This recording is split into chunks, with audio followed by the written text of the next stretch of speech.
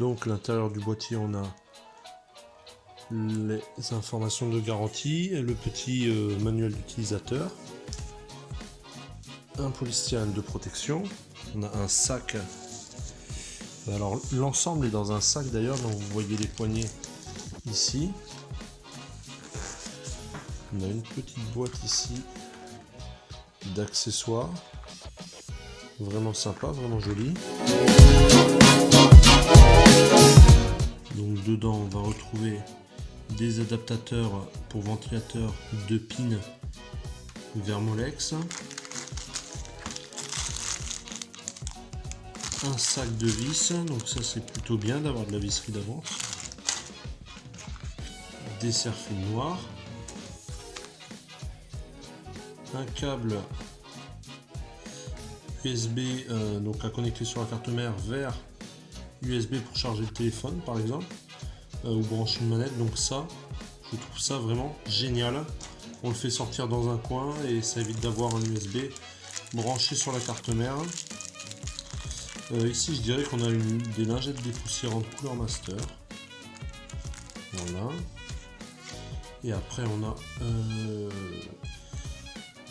qu'est-ce que c'est?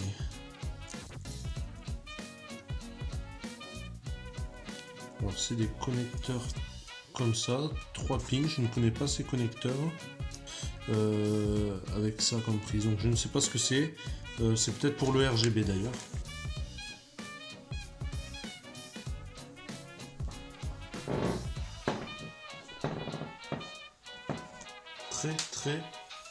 Très gros sac, et on voit le boîtier au travers, absolument magnifique. On a ici la vitre en verre, on le sent, c'est du verre pour plusieurs raisons, ça pèse et c'est froid. Voilà, vous avez entendu le bruit. Cadre en métal, enfin, en métal ou en aluminium, peu importe, c'est des métaux, et la vitre en verre. Vraiment, attendez, je dis peut-être une bêtise. Non, c'est tout du verre. C'est tout du verre ça, sauf que ça c'est teinté. Le cadre du verre est teinté. Elle est vraiment belle cette vitre. Alors je mets mes doigts dessus, super, elle est neuve. Elle est vraiment belle.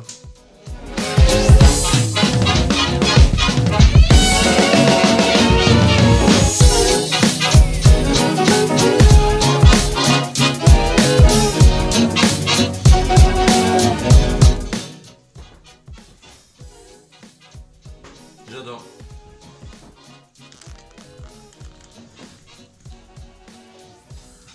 Absolument sublime.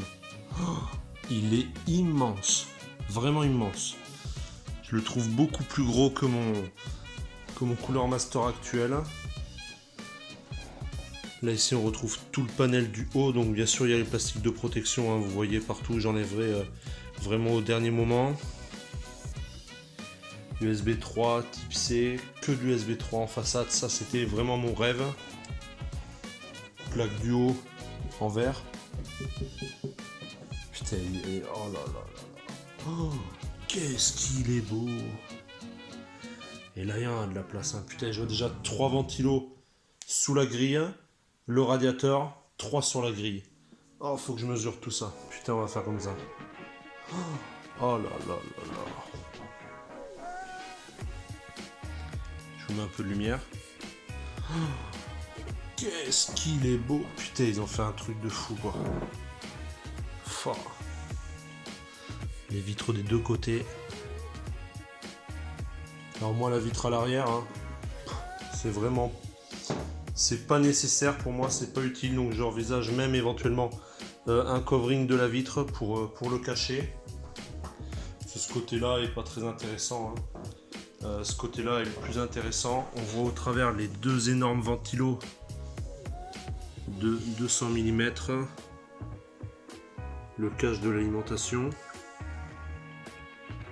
Bon, de toute façon, je vous ouvrirai l'entraille de la bête plus tard, et surtout, on montrera ma nouvelle configuration dedans. Oh là là. Il est impressionnant, ce boîtier est impressionnant les amis. Il est magnifique. Vraiment, il est sublime.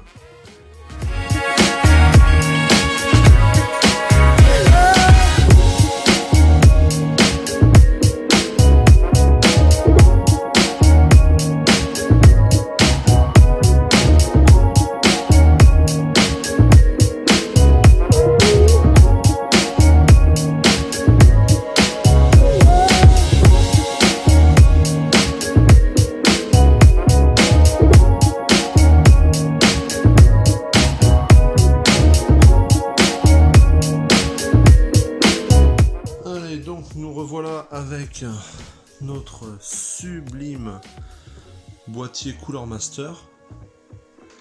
Vraiment absolument magnifique et lourd aussi. Il fait son poids. Alors je vais peut-être avoir besoin de mes deux mains. On va voir ça tout de suite. Alors donc pour le dévisser, on a ici une petite vis plate.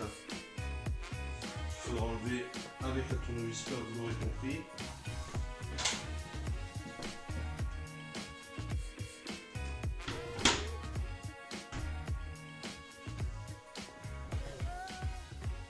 Alors normalement j'aimerais vous dire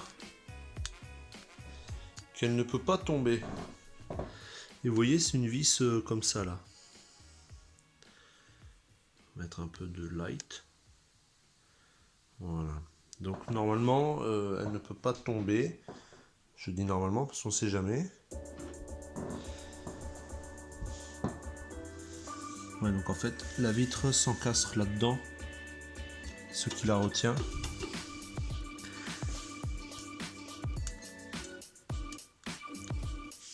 Il manque un logo là où ça se rajoute peut-être. Ah oh, ça doit s'enlever pour faire apparaître notre batterie. Ici deux supports pour SSD, là un cache pour SSD. Ça doit être pour soutenir la carte graphique. On pourra le virer. Je pense que tout ce panel on va l'enlever d'ailleurs parce qu'on mettra sûrement la pompe de water cooling ici. Cette petite plaque s'enlève pour mettre un radiateur très grand. Ça c'est un cache qui s'enlève aussi. Beaucoup de choses se démontent, hein, vraiment beaucoup de choses se démontent. Donc on va enlever l'autre panneau. Voilà.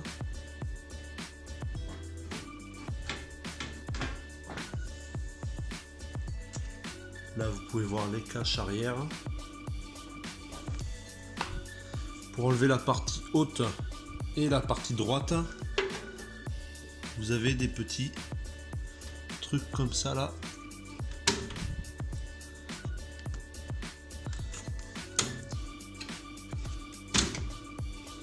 À appuyer et à pousser. Pareil en haut.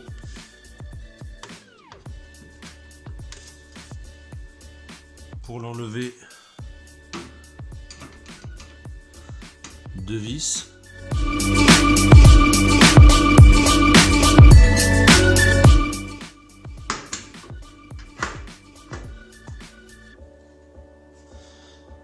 Donc panneau entièrement en aluminium. Très très beau, très robuste.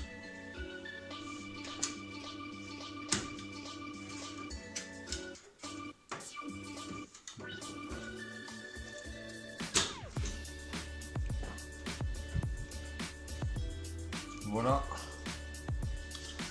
pour ma face avant. Donc là entièrement démonté, on voit les deux immenses ventilateurs.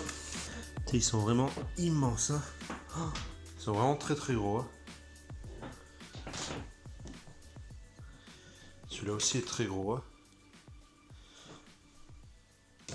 Donc la vitre, pardon, la grille en mèche qu'on peut remplacer par la vitre. Donc il doit suffire, ouais c'est ça, il faut démonter ces vis là tout le long et donc mettre la vitre à la place et visser à nouveau. Donc pour enlever le top c'est un petit peu les mêmes manipulations. On a ici les endroits où appuyer, donc de chaque côté.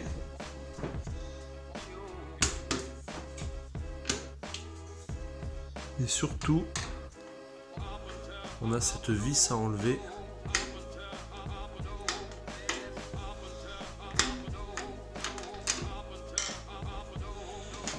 Et là, on libère entièrement l'élément du dessus. Alors voilà, vous voyez, j'ai trouvé un inconvénient à tout ce verre qui est magnifique, ça va être les traces de doigts.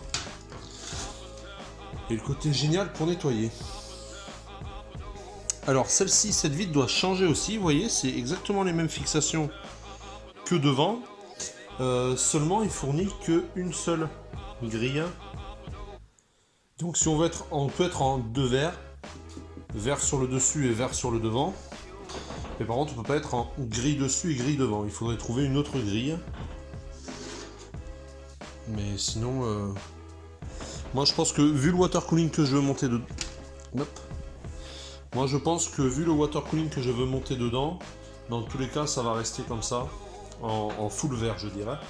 Donc je passerai la grille de devant en full vert aussi. Et puis voilà, ce top se démonte aussi. Donc avec les vis qui sont tout le long. Donc ça c'est bien. On voit ici que les emplacements pour les vis, pour radiateur ou ventilateur, ne sont pas limités à seulement un emplacement strict. Donc ça veut dire qu'on peut régler, ça fait un rail en fait, comme ici. Là si on dévisse un petit peu les 4 vis, qu'on peut régler le ventilateur en hauteur comme ça. Donc si on le veut très haut, un peu au milieu ou un peu plus bas, etc., on peut jouer comme on veut pour du 140 ou pour du 120. Donc ça c'est vraiment bien. On a ici l'emplacement pour mettre la carte graphique à la verticale. Donc moi je pense que c'est l'option que je vais adopter, mettre la carte graphique comme ça à la verticale. Donc voilà un petit peu pour ce boîtier, donc qui est vraiment, je le répète, très très beau. Je le trouve absolument magnifique.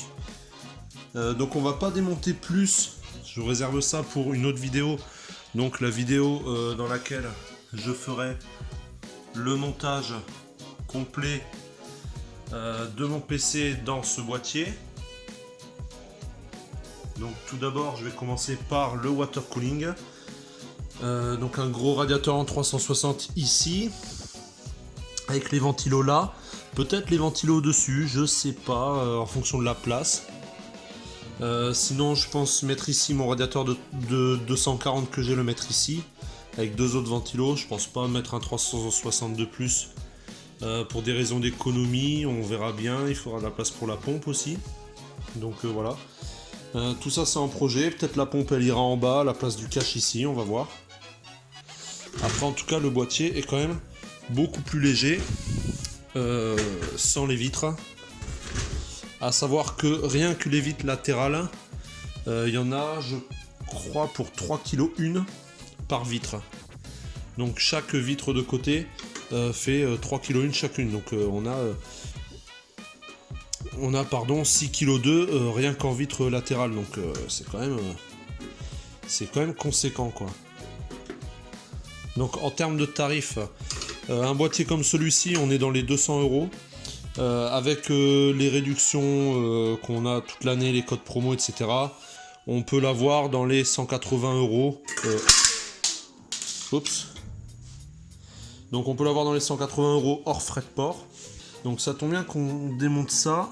On voit ici la carte de contrôle des ventilateurs RGB. Alors peut-être je me trompe, j'espère pas. Si je dis des conneries, vous me direz. J'ai jamais eu de ventilateur RGB, donc c'est un peu tout nouveau pour moi. Mais je crois que c'est une carte contrôleur. Dans tous les cas, moi je vais acheter un set de ventilateurs RGB, donc c'est bien, il y a de la place ici. Je pourrais mettre les boîtiers là et faire venir tous les câbles ici. Putain, c'est vraiment super bien foutu. J'adore. Ça c'est comment, c'est clipsé ou... Ok, tout simplement. Ça par contre on est full plastique. Alors c'est un peu dommage, ça c'est juste un cache en plastique. Ça, on est sur de l'alu. Alu, il y a de l'alu partout. Là, ici, on va voir la vis et les deux d'en bas, là et là, pour sortir le cache qui est derrière ici, le cache câble encore. Et puis voilà, ici on a le rail pour les disques durs, donc moi peut-être je le jetterai, je sais pas, on va voir. On a ici un filtre anti-poussière pour l'alimentation, donc ça c'est chouette, donc alimentation qu'on viendra mettre ici bien sûr. Il y a des vis à main ici et l'ensemble donc se tire, mais on le verra encore une fois dans la vidéo du montage. Donc comme je vous disais, boîtier à 200 €, boîtier vraiment plutôt gros, boîtier très beau bien sûr, on peut y mettre jusqu'à une carte mère EATX, donc c'est le format maximum autorisé pour ce boîtier. Il y a des formats plus gros, il y a le XL ATX et bien d'autres. Les matériaux principaux c'est de l'acier, donc tout ça c'est de l'acier, je dis de l'alu, bon c'est de l'acier, autant pour moi. Donc après c'est du verre trempé. J'ai vu sur le site de Cooler Master qu'il y avait plusieurs teintes pour le vert trempé. Il y a le light grey et le dark grey je crois, ou dark shadow, un truc comme ça, qui sont des teintes assez sombres. De base nous ça serait plutôt la teinte dark plutôt que light. A priori ça se définit surtout par rapport au contour des vitres. Donc après je vous disais en compatibilité radiateur, pardon, en max on peut mettre du 360 dessus et du 360 devant, donc devant ou derrière, après tout dépend, ces ventilos là vous les mettez où vous voulez. Moi je pense que je vais les laisser là, ça fait plutôt sympa. Donc voilà pour cette petite présentation du Cooler Master H500M. Donc on va dire vidéo partie 1 si je puis dire comme ça. On se retrouvera dans une vidéo supplémentaire, donc je le redis, pour présenter le montage d'une configuration complète dedans avec du water cooling. Donc je vous présente au passage la boîte, donc vous voyez qui est vraiment très très grosse. Avec on avait un sac, donc boîte noire avec les côtés violets comme ça, voilà. Donc cette ouverture là bien sûr n'est pas présent sur le boîtier, hein.